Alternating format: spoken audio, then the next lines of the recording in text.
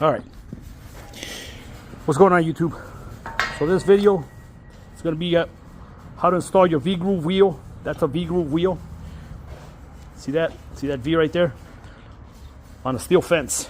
So this is the fence I'm installing the wheel on. There's Pops over there working hard. So it's going to go right here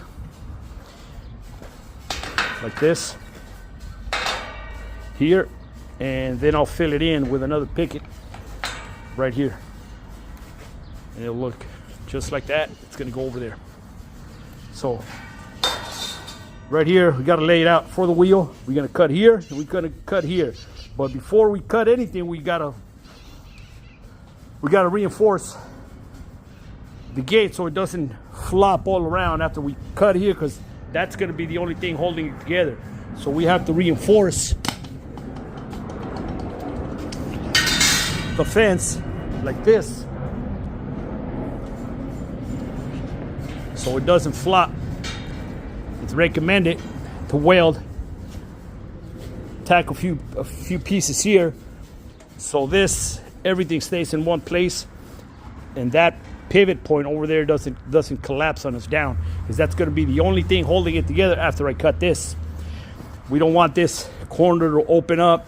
We don't want that thing to bend down and mess up our beautiful gate, our beautiful work that we've done, because after we cut here, it's going to be the only thing. So there it is, wheel right there. I've already laid out. That's where I'm going to cut here. Let me put you guys down for a little bit and I'll go ahead and get that going. And there it is, guys. So I went ahead and reinforced this area of the gate. As you guys can see, that's the whole gate right there. It's 16 feet long, 5 feet tall, and I'm installing the wheels right now. That V-Groove wheel, which is gonna slide on for the track, and it's gonna go right here. So remember what I said, we have to reinforce this whole area right here, because once I cut this where I laid out for the wheel right here, this is gonna get cut, this area here, and this guy is gonna go right up in there. So once I cut this, the only thing holding this area here together is gonna be that right there. So there's nothing supporting the fence here, and even if there was a support down here on this area, I'd still have to reinforce all of these, because we don't want to put any stress on that member right there, on that guy right there. So it could twist down, it could slide open, we can lose squareness on it. So this is what I did, and this is what I recommend you guys do whenever you guys are doing anything like this. So you don't have to tack every one of them, but you do have to tack several of them. And also on top of that, I went ahead and tacked on another support, a vertical support, to keep the up and down. I don't want this to come down on me, because there's no support over there except for that one. That's the only support here. So this area here could come down. So I went ahead and tacked on a little vertical stick right there to hold the weight.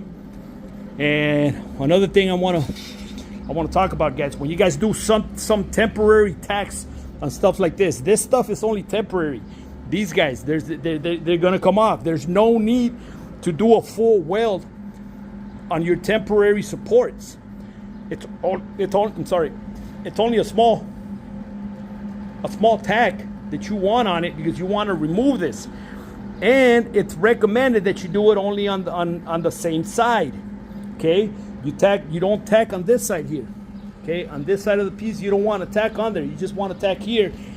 The reason for that is, all I got to do right now is just grind this tack here, grab me a pair of channel locks here, bring it forward, and all of these tacks here will break. Same thing on my vertical support here. This is only temporary. You want to tack only 2 small tacks, one here and one here. Nothing on this side here. That's free and clear of everything. Okay, you don't want any weld here. Whenever you get ready to remove this, channel locks here, pair of pliers here, turn it this way and it pops off, and all you got to do is just clean a little bit of weld right there. Don't go weldo on all this thing right here. There's no need. It's just a temporary support. It's gonna come off, buff them out. This is all finished material here, so you want to do as less welding on this as possible. And whenever you do grind, you have to know how to grind. You see these 45 joints here? I didn't do a video of that, but this was the joint right here, a 45-degree joint. You have to know how to grind. You don't want to put any grooves on your metal. You see how I did that? Well, I'll do a video later on even this edge right here also. You have to grind those clean. You can't bear down on the grinder. You have to use a flap wheel. That's a different video. But anyways, that's how this section of the gate is going to be supported, needs to be supported. So now I can go ahead and cut here and cut here, and this should stay where it's at. It shouldn't move. No stress on that member over there, and not coming down because of that guy. And these guys here are not going to be doing all this flip-floppy things.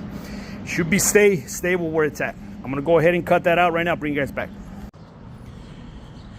All right, guys, one thing I want to touch on before going on to the cutting of this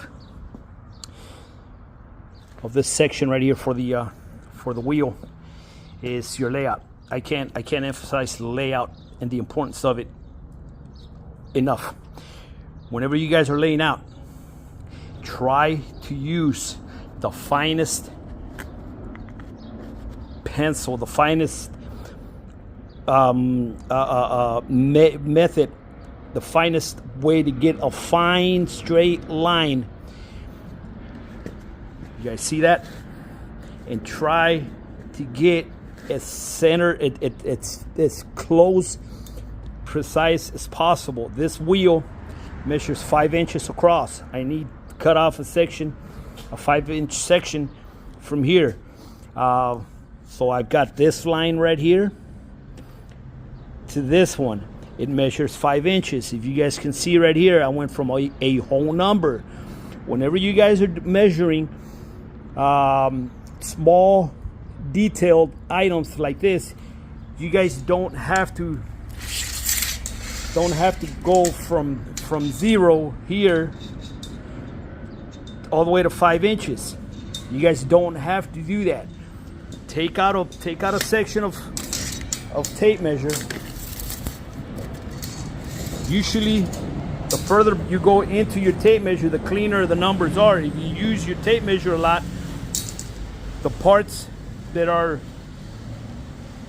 first to come out are always dirty, like mine is. There's a lot of stuff that goes on around there. You see that? So take out 3, 4, 5 feet of tape measure. If you use your tape measure a lot, like I do, and go to the first whole number on a clean section of your tape that you can find. Go to that hard number right there. See that? It's 5 inches right there. 5 feet. 5 feet. Now all you have to do is count 5 inches. The red ones. 1, 2, 3, 4, 5. Come down right there. Look at that. Okay, without having to fiddle fuck with this guy right here. This guy here is gonna mess you all up. That's a little trick for all you newbies out there. You don't have to start your layout from there. Usually a lot of guys will burn a foot and start from there. Eliminate all this stuff right here, all that junk. Burn a foot. But since my tape measure here it's seen some better days, it's used and abused. So I'll do the same thing, but I'll dig out more tape, more clean tape from in here, and start my layout there. I'll use that as my 0 and lay out from there. So I want 5 inches starting from the 5 foot mark as my 0 and go 1, 2, 3, 4, 5 right there. Again, whenever you guys are laying out, try to use the finest line possible. Don't show up to layout. Don't tell a guy that you know how to lay out and show up with crayons. Show up with some shit like this, or show up with a marker.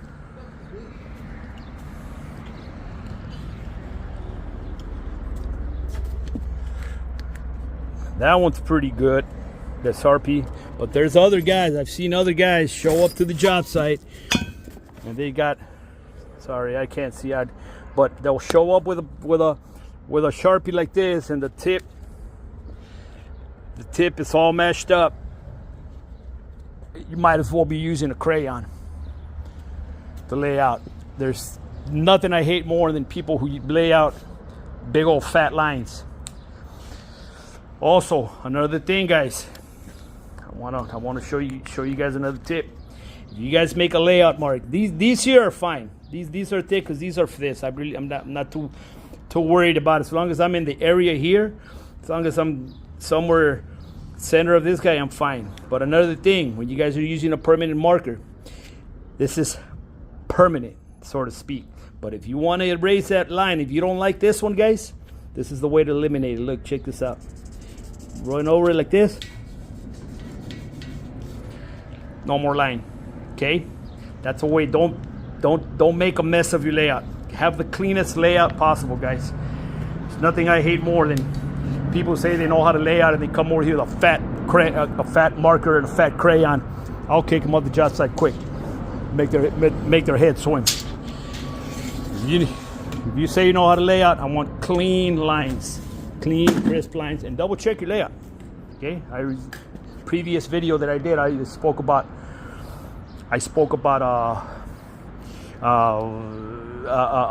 cleanliness and layout and clearness of layout, so that if you have to move away from here, somebody else has to take over your job. They know what you're doing. You see what I'm saying? You see that CL right there? That's my center line. That means center of this guy. Okay, and that's a standard language that is used in the construction field. If you have a line here and then you have a CL right there, that means center line. Okay, just in case I have to walk away from him, somebody else has to pick up. They come here, oh, he's installing wheels. Oh, that's his center line. That means this is his left. That's his left line. That's his right line. There's no confusions. All right, guys. So let me go ahead and cut this out and bring you guys back. And there it is, guys. There's the wheel already fitted up. When you have pieces just tacked up like that, it's called fitting up. Fit up your pieces before you production weld it. At this point, see how I have it only tacked up in areas where I can easily grind them off, just in case I have to do any modification to it. I can easily access these tacks with a cutting disc and tweak it, move it around a little bit. But at this point, before I production weld it, what I'm going to do is I'm going to check for straightness. And it's easily done if you come right here and just sight it from the edge. Put an eyeball to it right there, and it's pretty good. I like that. I'm going to go with that. You can see it's not dipped down like this. It doesn't have a dog leg over like that. I have the same separation here as I do here, and here. So she's splitting the frame right at the center. I have it flushed down with this guy here because I want a flush mount on here. So she looks clean. It's not sitting on top of it. I can also do this number. I can walk over here and I can put an eyeball on it from here. I don't know if you guys can see that, but she looks pretty straight to me. I'll buy that for $1. Not gonna be able to see any off-centeredness from my house anyways. But there it is right there, guys. put an eyeball on it from every side before you production weld. I want to point out the fact that I had to install another support on this side. Remember, I only had that one. I went ahead and added another one here because this side was dipping down. When I was cutting it, it was binding up my cutting disc. But this is another point that you want to sight in. Make sure to look at it from this side also. She looks pretty straight to me. But yeah, guys, all I got to do now is just take off the wheel here. It's a pretty little wheel, and go ahead and production weld it because I'm pretty happy with it right there. Set that guy down right there.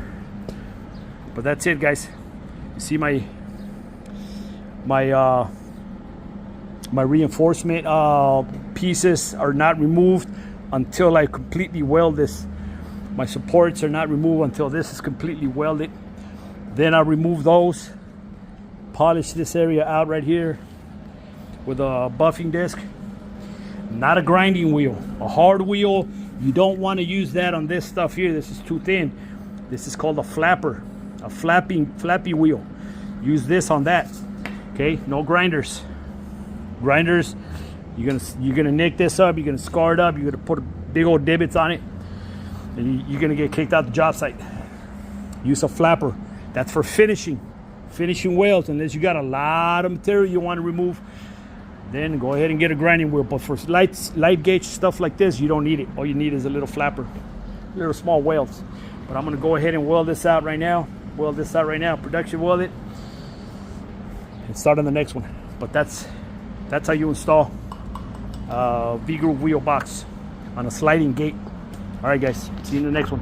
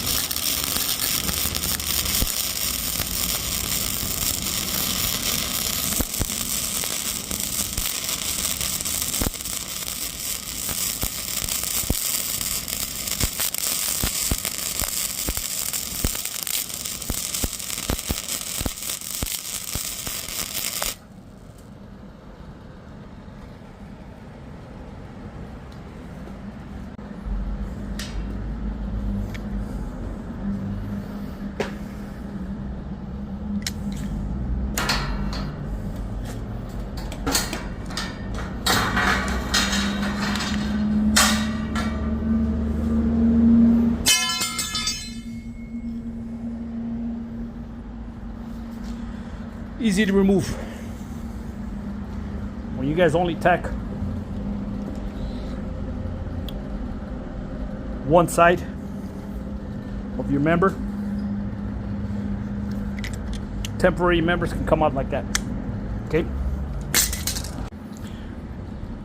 and there it is, fully installed V-Groove wheel. I went ahead and installed the final picket, the vertical picket right here. Cleaned out the welds a little bit, but that's it. Box fully installed, cleaned out the welds. best I could. Welded the other vertical. Everything is in line with this stuff. Same separation. I purposely put the wheel in the middle of a center of a picket for added support. Okay, that gives you this point of contact, this point of contact, and this point of contact here. Gives you some up and down rigidity right there. But there you go, guys. That's it. That's how you install a V-groove wheel on a sliding gate. Got to do one more over here. It's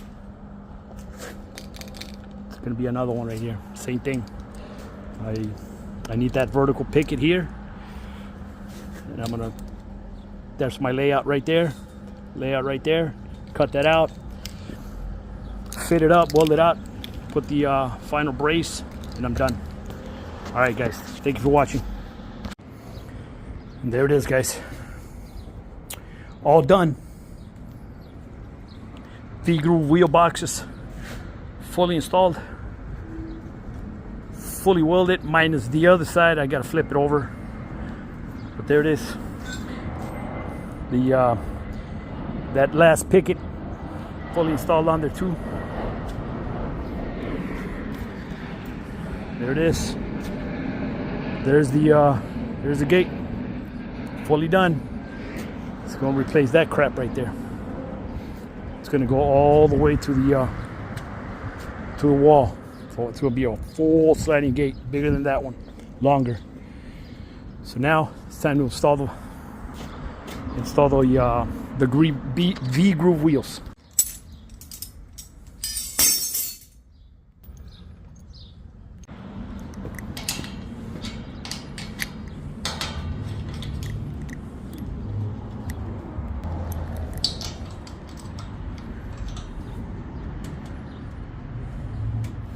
That's it. You don't want to put too much pressure on this one to cave in and hug the wheel. Just snug it.